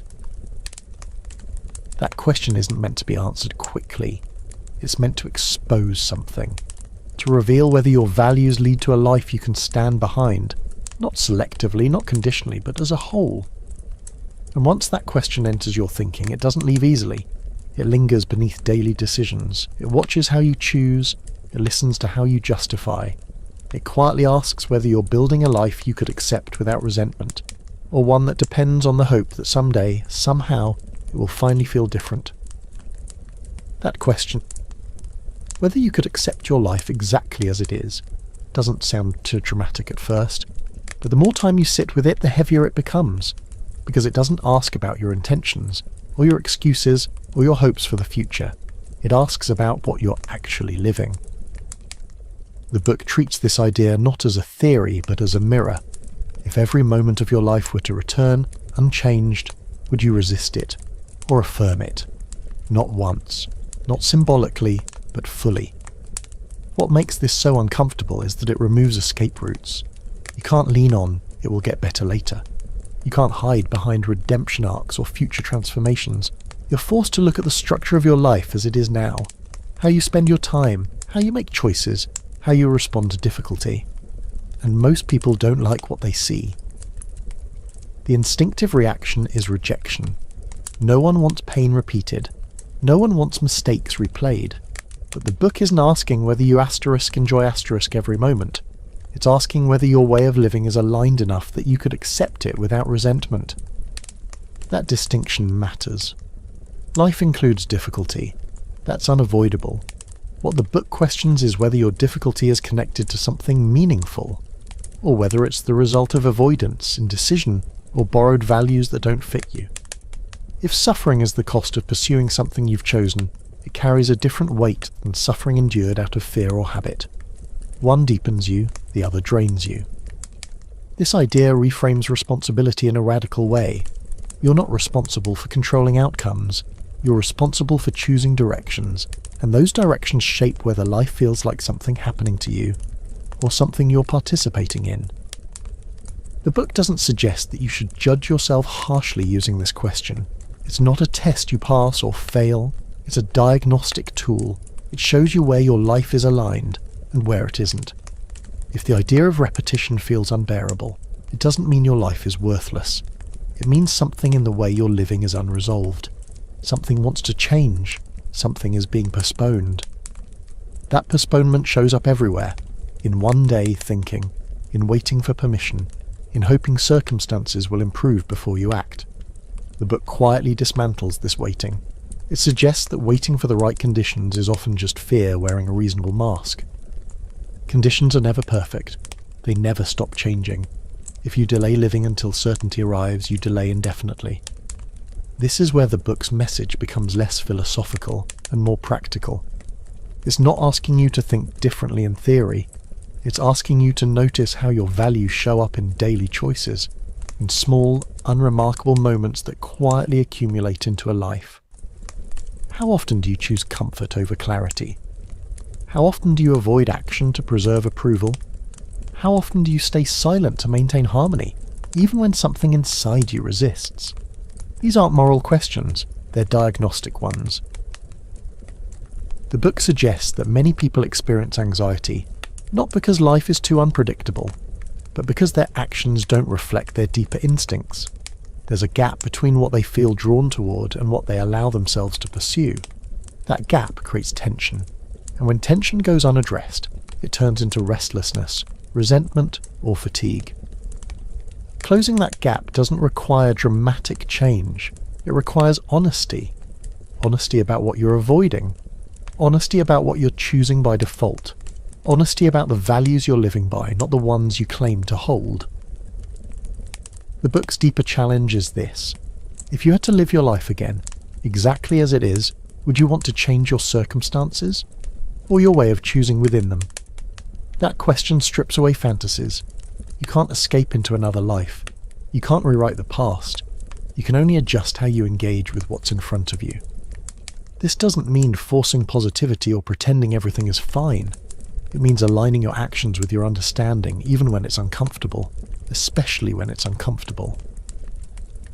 The book treats affirmation not as blind optimism, but as courage. The courage to say yes to life's difficulty without needing to justify it. The courage to accept responsibility without demanding guarantees. The courage to act in ways that you could stand behind, even if no one else applauds. That kind of courage doesn't feel heroic. It feels grounded, quiet, often lonely. But it also changes how you experience time. When you act in alignment with your values, moments stop feeling wasted, even painful ones. They become part of a coherent whole, something you can accept without needing escape fantasies. This is why the book places so much emphasis on becoming rather than arriving. There is no final state where everything is resolved. There is only ongoing alignment, a continuous adjustment between instinct, understanding, and action. When that alignment is missing, life feels like repetition in the worst sense, the same dissatisfaction replayed under different circumstances. When alignment is present, repetition takes on a different meaning. Even similar challenges feel purposeful because they're engaged with consciously. The book doesn't ask you to love every moment of your life. It asks you to live in a way that you wouldn't need to escape from it. That's a subtle but demanding standard. And once you begin to measure your life against that standard, you start seeing how many decisions are made out of fear rather than understanding. How often values are used to avoid risk rather than to guide growth. How easily people mistake endurance for integrity. The question of repetition doesn't judge you. It reveals you. It shows whether your values lead toward expansion or stagnation, toward engagement or avoidance. And as that revelation sinks in, the book begins to move toward its quiet conclusion, not by offering comfort, but by offering clarity. The clarity that life doesn't owe you meaning, but it does respond to how honestly you live it, and that meaning, when it appears, doesn't come from external approval or moral certainty. It emerges from the difficult ongoing act of choosing in a way that you could accept again and again, without resentment. Not because life is easy, but because it is fully, consciously yours. As the book begins to settle into that idea, living in a way you could accept again and again, it quietly removes one last illusion. The belief that life owes us fairness. Most people carry this belief without realizing it. If they work hard enough, behave well enough, endure long enough, something should balance out. Justice should arrive. Reward should follow. Pain should eventually be compensated. The book challenges this expectation directly, not by saying life is cruel, but by saying life is indifferent to our moral bookkeeping. Effort doesn't guarantee reward. Suffering doesn't guarantee wisdom. Good intentions don't guarantee good outcomes. And once you accept this, something strange happens. Disappointment loses some of its power. Because disappointment is often born from expectation. The book suggests that many people feel betrayed by life, not because life treated them badly, but because they believed it was supposed to treat them well. That belief quietly shapes how they interpret everything that happens. When reality doesn't cooperate, resentment grows. Resentment toward fate, toward society, toward other people, toward life itself. And resentment, as the book has shown again and again, is corrosive. It turns attention backward. It drains energy. It hardens values into complaints. Letting go of the idea that life owes you something doesn't make you passive. It makes you precise. You stop waiting for justification. You stop needing permission. You act because something matters to you, not because you expect a guarantee in return. That shift changes how you relate to effort. Effort is no longer a transaction. It's an expression. When you stop treating life like a contract, you stop asking, "What do I get for this?" and start asking, "Is this worth doing?" That question is harder. It doesn't rely on fairness. It relies on clarity. The book frames this as maturity. Not emotional detachment, but emotional honesty. You acknowledge disappointment without turning it into a worldview. You accept difficulty without turning it into grievance. You continue without demanding compensation. That doesn't mean suppressing frustration. It means not building an identity around it. I started noticing how often people organise their lives around what they feel entitled to: respect, recognition, security, happiness. When those things don't arrive, bitterness sets in, and bitterness, once it becomes habitual, shapes perception. Everything looks like evidence that the world is against you. The book suggests that this mindset quietly poisons initiative. Why act creatively if the world is unfair? Why take responsibility if effort isn't rewarded? Why try if disappointment is inevitable? Those questions sound reasonable, but they lead to stagnation. The alternative the book offers isn't optimism, it's sovereignty, a way of living where your actions aren't dependent on external validation, where meaning comes from expression rather than outcome. This doesn't make failure painless, it makes it bearable. Failure becomes part of the process rather than proof of injustice. That perspective also changes how you relate to others. When you stop expecting life to be fair, you stop demanding that people play specific roles for you. You stop moralizing their success or your disappointment. Comparison loosens its grip. Comparison thrives on the idea of fairness. If life were fair, differences would feel offensive. But once you accept unevenness as a fact, comparison loses its authority. You're no longer measuring yourself against others. You're measuring yourself against your own capacity for engagement. That shift is subtle but powerful. The book doesn't deny the reality of injustice. It denies its usefulness as a foundation for living. You can acknowledge injustice without letting it define you. You can respond to it creatively rather than reactively. That's the difference between action and resentment. Action doesn't require life to be fair. It requires clarity about what matters.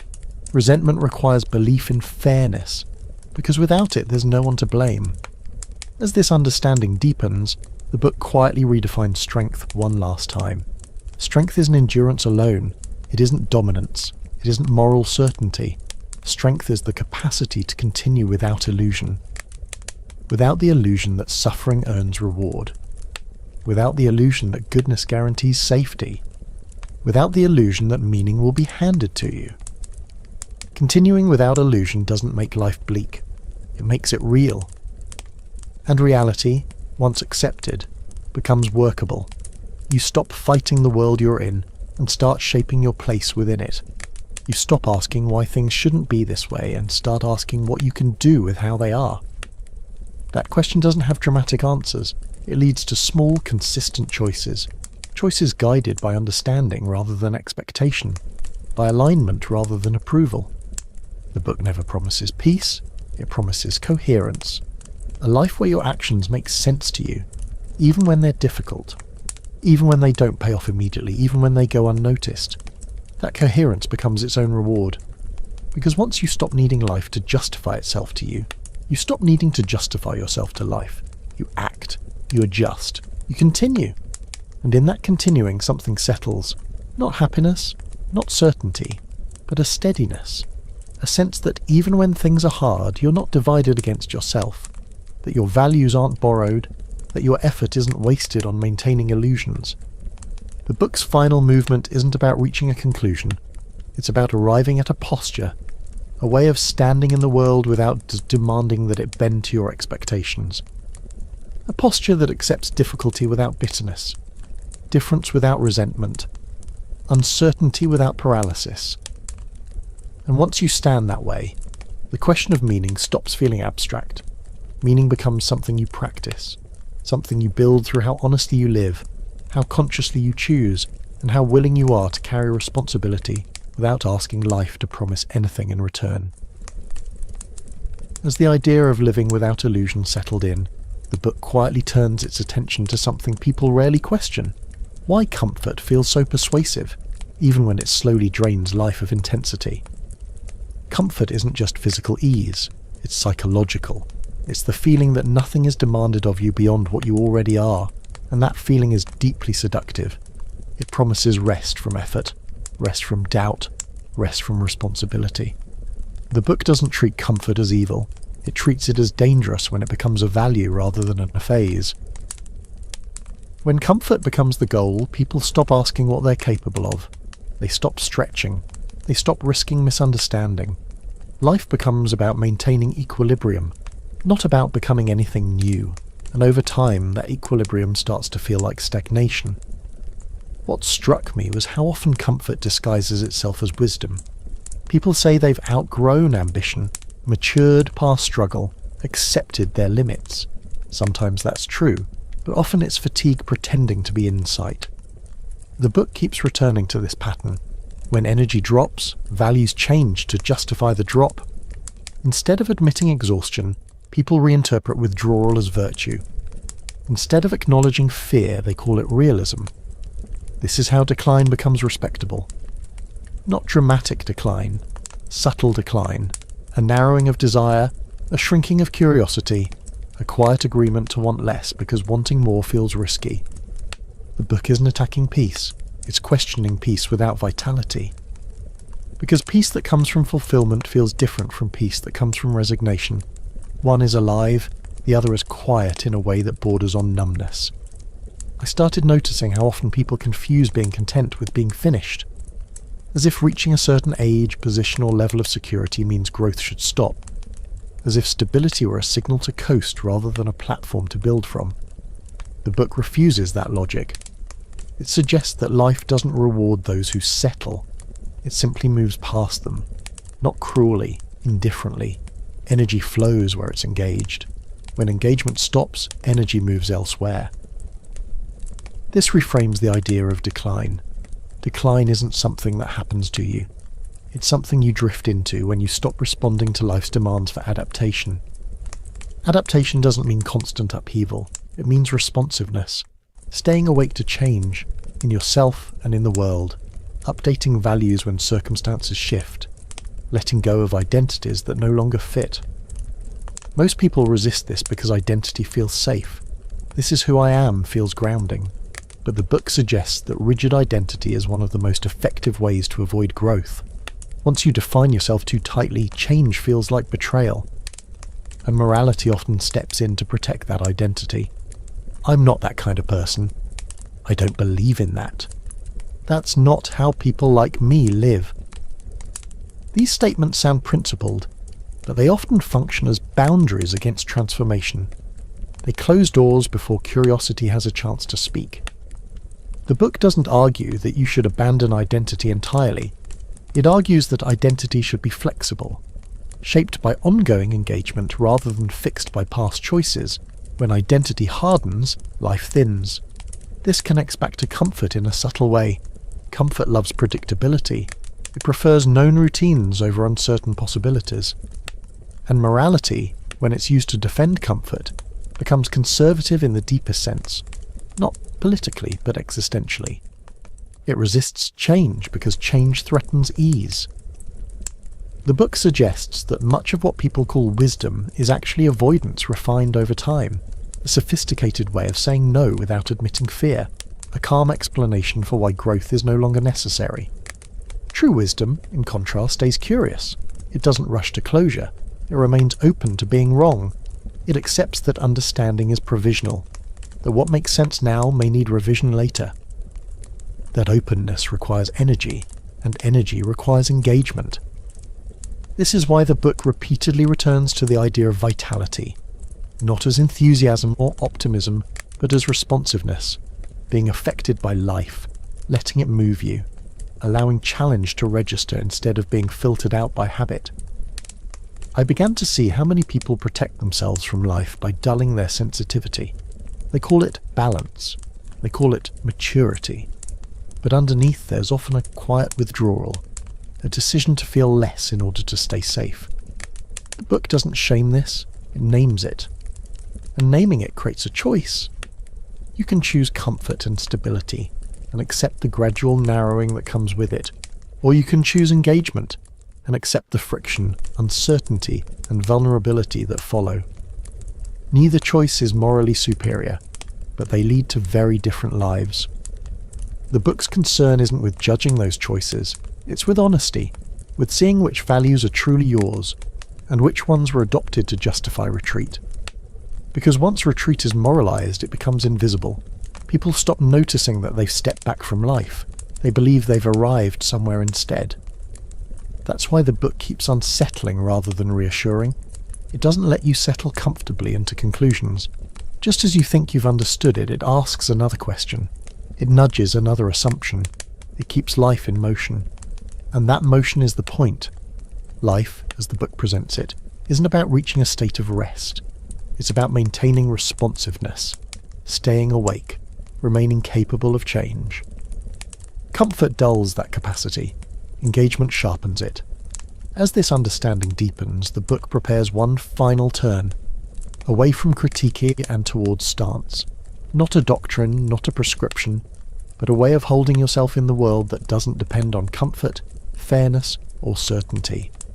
A stance that accepts instability as the price of vitality, that accepts misunderstanding as the cost of honesty, that accepts effort without demanding reward. And once that stance takes shape, life stops feeling like something to be endured or escaped. It becomes something to be met, fully, attentively, without the soft protections of comforting values that promise peace but quietly ask you to shrink in exchange.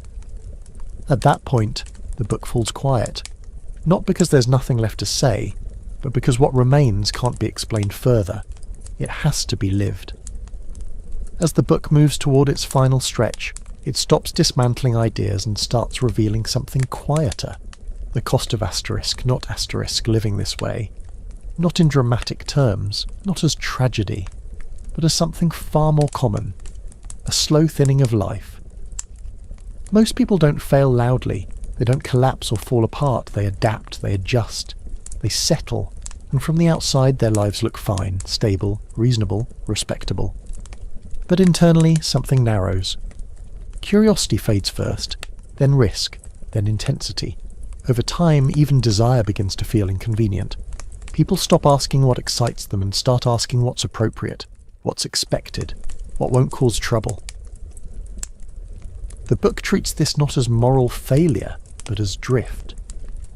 Drift happens when no force pulls you forward strongly enough to resist comfort. When values aren't actively chosen, they default to whatever reduces friction, whatever keeps things smooth, whatever avoids discomfort. And smoothness slowly becomes the highest good. That's when life becomes procedural. Days are managed rather than lived. Decisions are optimized for safety rather than meaning. You do what makes sense, but not what feels alive. The book suggests that this is why so many people feel restless without knowing why. There's no crisis, no obvious problem, just a quiet dissatisfaction that never fully goes away. That dissatisfaction isn't ingratitude, it's information. It's the signal that something within you isn't being used. The book never tells you what that something is. It can't. It's different for everyone. For some, it's creative energy. For others, it's leadership. For others, it's depth, intensity, or truthfulness. But whatever it is, when it's ignored for too long, it doesn't disappear. It turns into frustration, or numbness, or resentment disguised as morality. This is where many people turn values into armor. They say they don't care anymore. They say they've outgrown ambition. They say they're realistic now. But beneath those statements is often a withdrawal, not from ego but from possibility. The book doesn't condemn this withdrawal, and it asks what it costs. Because every value that protects you from discomfort also protects you from growth. Every rule that keeps you safe also limits where you can go. And every identity you cling to eventually becomes something you have to defend. That defense takes energy. I began noticing how tired people are. Not physically, but existentially. They're exhausted by maintaining coherence between who they are and the life they're actually living. When those don't align, it takes constant explanation, constant justification, constant moral reasoning. The book suggests that alignment simplifies life in an unexpected way, not because it removes difficulty, but because it removes self-contradiction. You stop spending energy pretending you don't want what you want. You stop arguing with yourself about what matters. That doesn't make decisions easier, it makes them cleaner. Clean decisions don't come with guarantees. But they don't leave residue either. Regret, resentment, self-contempt. These tend to arise not from failure but from avoidance, from knowing what matters and choosing comfort instead. The book keeps returning to this idea in different forms. Life punishes avoidance more reliably than it punishes risk. Risk can fail, avoidance always costs something. That cost doesn't arrive immediately, it accumulates quietly, in missed chances, in diluted days, in a sense of watching life rather than participating in it.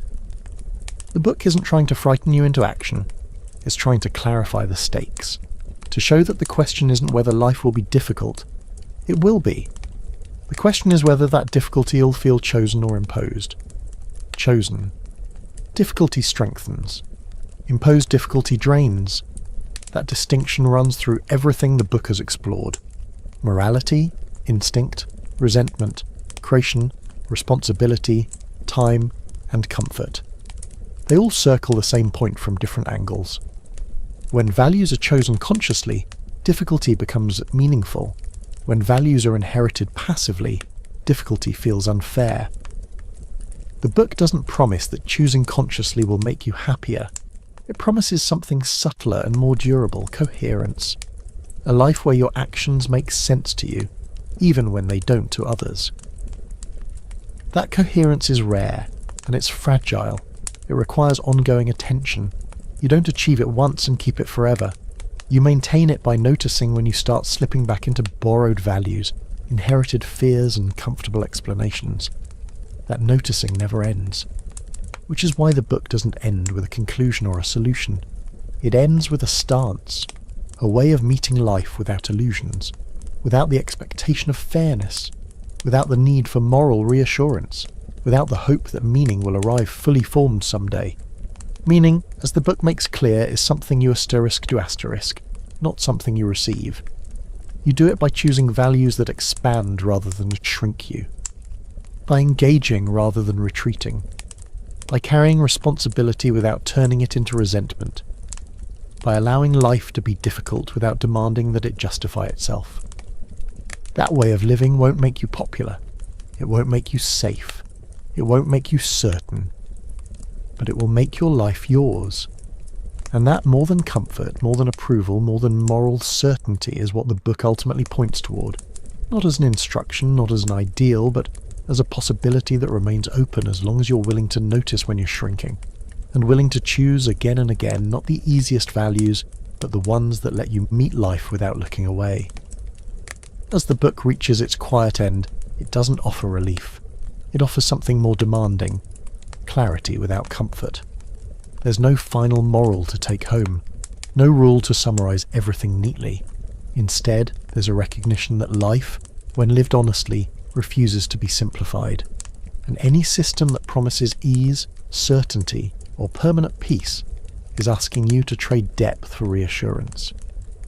What stayed with me most is how the book refuses to separate thinking from living. These ideas aren't meant to stay in the mind. They press into how you choose, how you hesitate, how you justify, how you avoid. They expose the gap between what you claim matters and what your actions quietly reveal. That gap is where most people live. Not because they're dishonest, but because it's easier to explain yourself than to change. Easier to defend values than to test them. Easier to inherit meaning than to create it. The book never shames this. It simply shows the cost. When values aren't examined, life slowly becomes reactive. You respond to expectations, circumstances, pressures. You stay busy, you stay occupied. But something essential remains untouched, and over time that untouched part begins to feel like absence. That absence is often mistaken for boredom, burnout, or dissatisfaction. But the book frames it differently. It's the feeling of unused life.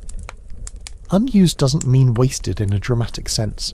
It means underengaged, underclaimed, lived within safe margins rather than explored.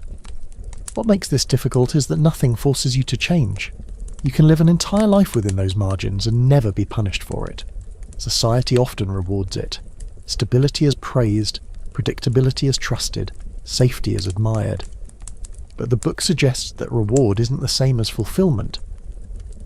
Fulfillment doesn't come from doing what's approved. It comes from acting in alignment with something you've examined and chosen, and that alignment can't be outsourced. No authority can grant it. No tradition can guarantee it. It has to be built, slowly, imperfectly, through decisions that carry personal weight. This is why the book never tells you what to believe.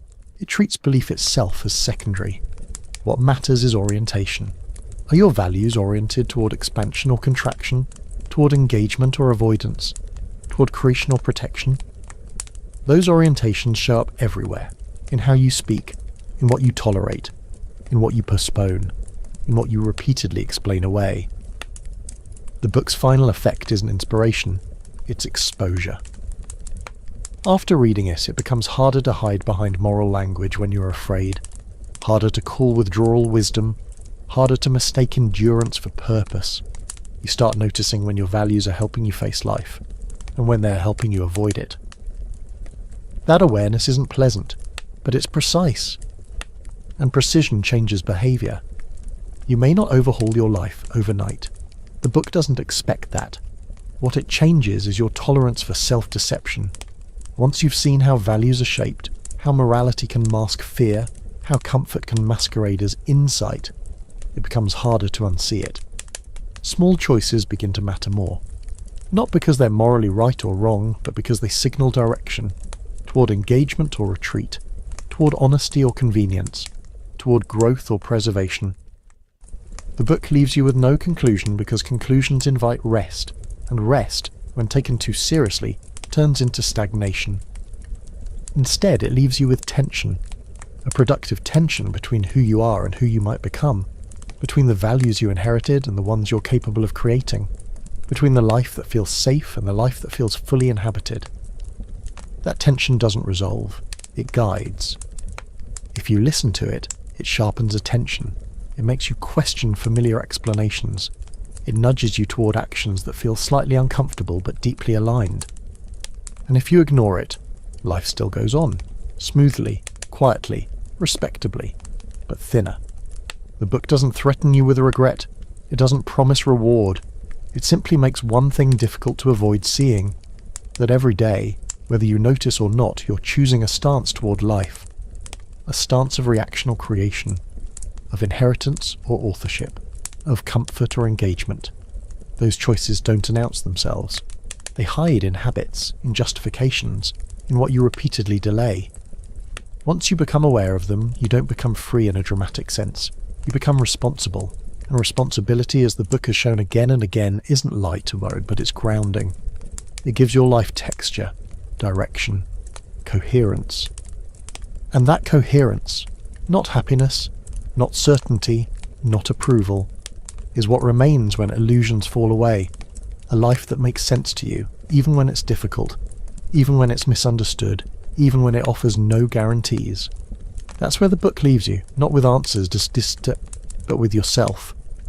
Aware enough to notice when you're shrinking, honest enough to admit when you're avoiding, and capable, if you choose, of stepping forward without needing permission from comfort, tradition, or fear. And that choice, quiet, ongoing, unglamorous, is the real challenge the book offers. Not once, not symbolically, but every day you're willing to ask, without distraction or excuse, whether the way you're living is something you can stand behind. Not because it's safe, but because it's yours. This book doesn't tell you how to live. It simply takes away the excuses. After it, it's harder to hide behind morality, harder to call comfort wisdom, harder to pretend you didn't notice. You begin to see where you're choosing safety over truth, approval over honesty, ease over growth, not dramatically, quietly, daily. The book doesn't promise happiness or meaning. It offers clarity. Clarity about what's inherited, what's chosen, and what you keep postponing. In the end, it leaves you with one thing: responsibility, not for the world, for your own life.